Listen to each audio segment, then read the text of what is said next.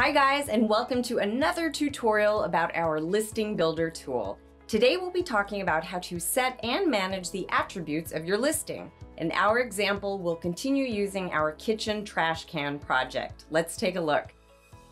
Click on Attributes on the left side of your screen. By setting your filters, you'll be able to improve all of your content. As you can see, the provided data of our filled-in inventory file has already been applied to the correct fields like brand name, item condition, and all of these other attributes. Down here, you'll see the product name that was created with our title, which we established earlier in our content section. If you uploaded an empty inventory file for this project, you'll need to fill in all data in the relevant sections on your own.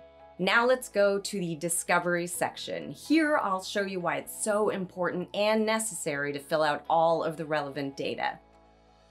Here you can see that the color name of the product is dark black, but you also need to make sure that the color map is filled out with the correct color as well. In our example, it's the color black. Let's take a quick look at our inventory file. You can see that the drop-down menu contains a list of values, which have been provided directly by Amazon through the inventory file you uploaded. The data is relevant because on the left side of Amazon's search engine results page, you'll find all of these sections as filter settings. For example, material, capacity, features, finish type, shape, and color. If a customer is setting some filters and you haven't been using the correct data in your product's attributes, your product will not show up on the search engine results page for this specific filter.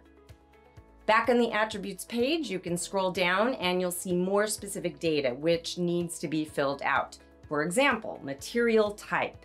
As you can see, the drop-down matches all of the valid values as on your search engine results page.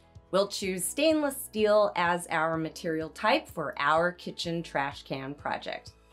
If you keep scrolling, you'll find the special features sections. Here you can choose an attribute from the drop-down menu. We'll be using anti-slip as a special feature.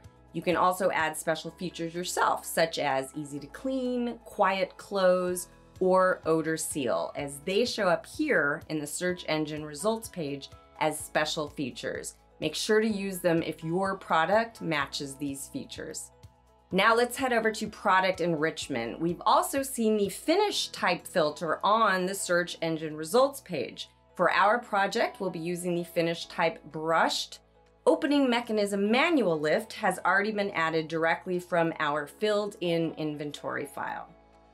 Next, we'll take a look at dimensions. Make sure your product is searchable by using the capacity filter, and also make sure to use the correct unit of measurement and not just a number. In our example, we'll use the number 16, and also check that you're using the appropriate capacity unit of measure.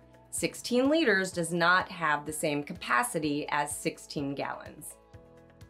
There's also the section item shape. We've seen this one on the search engine results page as well. Right now it's blank, so make sure to enter the correct item shape.